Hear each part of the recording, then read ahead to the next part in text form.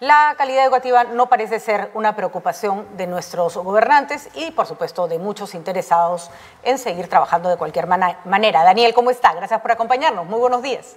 ¿Cómo estás, Patricia? Un gusto saludarte después de un tiempo. Exactamente. A tu disposición. ¿Qué ha pasado, Daniel? Por favor, explíqueme. ¿Qué ocurrió para que en tan poco tiempo, algo que era una esperanza, porque era una esperanza y así lo percibía la población, haya regresado a un estado en el que es como si no se hubiera avanzado nada, ¿no?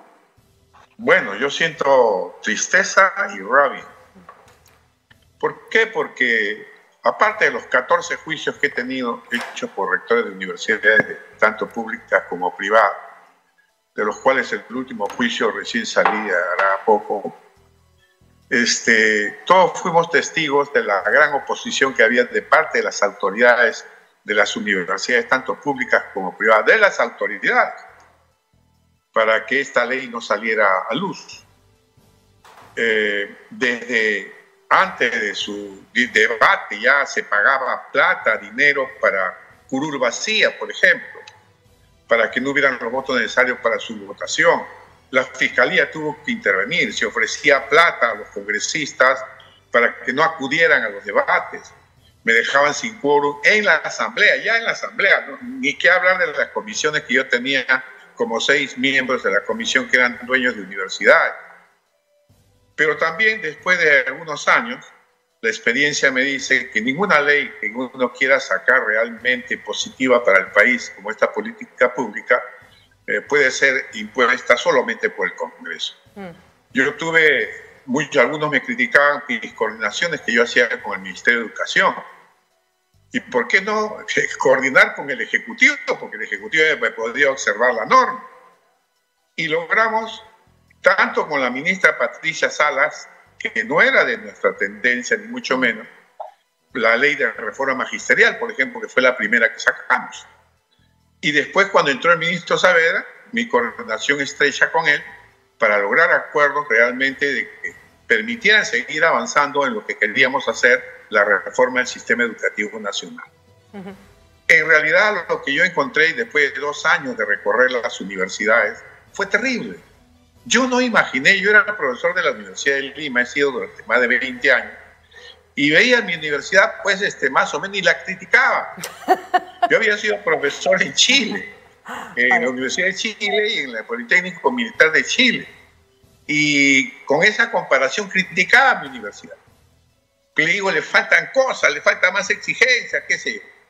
Cuando salí a visitar las universidades una por una, y yo soy profesor de San Marcos también, es decir, no pensé realmente que pudiera haber universidades de ese tipo y qué tal estafa que se cometía con la educación en nuestro país. Encontré una universidad en Moyobamba, yo lo digo con los nombres porque tengo fotografías, saqué un libro al respecto. La Universidad Privada de Quito, por ejemplo, con su filial en Moyobamba. 2 aulas, una con piso de tierra total, una con medio piso y la otra con medio piso de tierra y la mitad de cemento. Los alumnos estacionaban sus motocicletas en la parte de atrás de su aula. Un baño con un water y un papel periódico que decía WC. Entonces, los profesores, ni qué hablar. Habían profesores de 5º año de secundaria en las universidades. Los costos eran altísimos para una calidad educativa que en realidad no merecía nuestra población. Claro, porque se hablaba de universidades baratas, ¿no es cierto? 400 soles, 300, 200, 100 soles, por eso es caro. Es caro, porque estás pagando, ¿no? Tienes razón, porque fíjate, universidades que daban 2 carreras a hombres que trabajan, como Telesub, carreras para hombres que trabajan. Y obviamente, Daniel, el sistema que lo había permitido, porque hay gente que dice, no, que el libre mercado, bueno, el libre mercado no es caníbal, tiene ciertas reglas. Una de ellas es, tienes que cumplir con lo que ofreces, punto. Si ofreces una cosa, ¿no? Y das otra, te tienen que cerrar. Y no se hizo nada al respecto, ¿no? Nuestra economía social del mercado que dice la Constitución exige que haya supervisión. Y ya habían antecedentes de sentencia del Tribunal Constitucional que en algún 2007 algo habían analizado sobre la universidad a raíz de un pedido tangencial, salió ese tema, y dijo que la universidad realmente requería supervisión externa. Así decía. Hay como 6 sentencias al respecto. Ahora, la mía fue ya que cristalizó. Daniel, pero el tema era la corrupción. ¿No te imaginas la corrupción que había? Se ha acusado a las personas que formaron SUNEDU de haber hecho una suerte como de casi organización criminal para favorecer a las universidades consorciadas con asesorías y... A ver, Daniel, de verdad, usted nos acaba de explicar el lobby grosero, que no me cabe la menor duda, había en el Congreso pagando congresistas. Ha cambiado la ley en este Congreso, y además con personas que no pueden ni siquiera argumentar por qué hacen lo que hacen. ¿Ese lobby ha seguido operando entonces? Ni siquiera en los congresos anteriores, que también cada congreso que entraba era un sufrimiento para nosotros, porque se formaban en la Comisión de Educación nuevamente los lobbies para poder atacar a la ley. Pero en este congreso se juntó perro, gato y pericote. Ahí está el señor Luna, ¿no? Ahí está el señor Luna. La extrema izquierda, la extrema derecha, todos, la Fuerza Popular, todos se juntaron para aprobar esta malhadada ley. Todos. Ahora, Daniel... Es decir, ¿quién propuso esta ley? Renovación Popular. ¿Quién la propuso? El almirante Montoya. Entonces, y ahí se puso de acuerdo, no hay que la mejor educación para los pobres, que dice Perú Libre, no hay, etcétera. O sea, se olvidaron de todo. ¿Y quiénes apoyaban? A 50 universidades no licenciadas. Porque las públicas solamente habían 2 que no habían licenciado, que después se licenció la Universidad de Ica y quedó pendiente de licenciamiento la universidad, la de Chiclayo, la Pedro Ruiz Gallo. O sea, esta ley se hizo para un fin determinado de las 50 universidades privadas. Pero además, mire ahora lo que está pasando. La Universidad de San Martín fue sancionada por SUNEDU varias veces. La última sanción fue de 9 millones de soles. Pero además le puso, cuando entró la SUNEDU, vio que la San Martín apoyaba a un equipo de fútbol y que había tomado dinero, no era el equipo de la universidad, sino lo había agarrado como si fuera una empresa. Y había prestado a este equipo 90 millones de soles. Y eso no se puede hacer. ¿Qué le dijo la SUNEDU? Devuelva los 90 millones. Ese es plata de la universidad. Y ahora, ¿qué vemos? ¿Tú quieres que quién es el ministro? De la San Martín, el ministro de Educación, proviene de la Universidad de San Martín. Mira, el representante que acaban de nombrar a la nueva SUNEDU es el director de la Escuela de Arquitectura, creo, de la Universidad de San Martín. Daniel, imagínate. Pues. Sí, Daniel, para terminar la entrevista, porque está claro, cuando se formó, se discutió, se propuso la ley SUNEDU, yo sé que estuviste muy cerca de la implementación, además, porque es lo que un congresista que ha promovido una ley tiene que hacer. Hoy día que se ataca a las universidades consorciadas, que además han tenido consultorías a lo largo de muchos años con el Ministerio de Educación, repito, no es raro que las mejores universidades sean las que finalmente ganan consultorías porque son las mejores, ¿no? O sea, no sé cuál es la ciencia en eso. ¿Tú viste algún afán de lucro, gente que estaba haciéndose un negociado, así como había un lobby para pagar para que la SUNEDU no saliera, había uno que pagaba para que la SUNEDU saliera para beneficiarse? No, fíjate, los miembros del Consejo Directivo son unas personas con altísimo nivel académico, las que han ido a estar. Por ejemplo, el último ha estado Mendoza, que ha sido ministro de Economía. Bueno, Mendoza, que es una persona intachable. Pergaminos y así.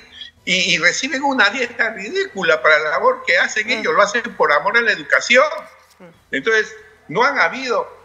Pero ¿por qué se quejan? Dice que los representantes del Consejo Directivo son gente de universidades caviar. Por ejemplo, dicen, están ahí de la Cayetano Heredia.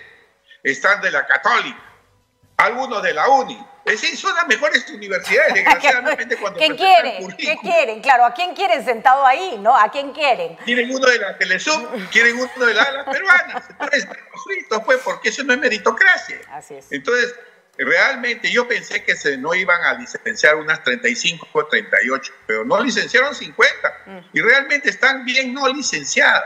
Pero además tienen la oportunidad de pedir un nuevo licenciamiento. ¿Sabe lo que pasa? Que no quieren invertir. Hay universidades que han invertido hasta 300 millones, pero además con esto han sacado al Ministerio de Educación como ente rector. Es decir, el Ministerio de Educación ya no puede meterse. Y eso le quita, por ejemplo, en este proceso de licenciamiento, el Ministerio de Educación le dio más de 1.000 millones a las universidades públicas solo para el licenciamiento. Ahora no le va a poder nada porque no dependen de ello. Así es. ¿Se da cuenta? Una tristeza. Por eso es que la mayoría de universidades públicas serias, salvo San Marcos, que es una excepción inconcebible y absolutamente rarísima, están por la reforma educativa y por la SUNEDU, porque fue primera vez en años en que el Estado se comprometió a meterle plata a sus universidades, cosa que no había querido hacer. Así es. Y fíjense, le hablo, no es sorpresa San Marcos. La rectora Pejerí era opositora a la reforma. Cuando salió la ley, ella era decana de una facultad y se enclaustró en la rectoría con el señor Cotillo y no querían cumplir la ley. Una desgracia. Era tremendamente opositora a la ley. ¿Por qué? Porque la San Marcos tiene 32 empresas. Usted sabe que en una oportunidad tuvo mayor presupuesto que la Municipalidad de Lima. Usted sabe que tiene una empresa mobiliaria con más de 10.000 millones de soles y que cuando hicimos la ley ella había perdido 1.800 millones en activos. Usted sabe que en 3 exámenes de admisión saca más de 120 a 130 millones de soles anuales y que nadie se los controla. Usted sabe que tiene una academia universitaria mejor que la Universidad del Pacífico en instalaciones en la Avenida Colonial. Es decir, tiene 3 fondos que alquila en el interior del país. No se imagina todo lo que tiene San Marcos y no quieren ningún control, ni Contraloría entraba a San Marcos. Así es, exactamente. Ese es el gran problema. Muy bien, Daniel. Gracias por recordarnos todo eso, porque SUNEDU significó en su momento la certeza de que las ganancias generadas por las universidades, independientemente de si fueran universidades públicas, privadas, se tienen que reinvertir en la calidad educativa y no tener una universidad que es tu caja, que te da para vivir como rey y pagarle al profesor una mugre y contratar poquísimos profesores y claro, seguir lucrando con la educación de la gente. Muchísimas gracias, Daniel. No, un placer. Hay que hacer igualmente, Daniel. Muchas gracias por haber estado con nosotros.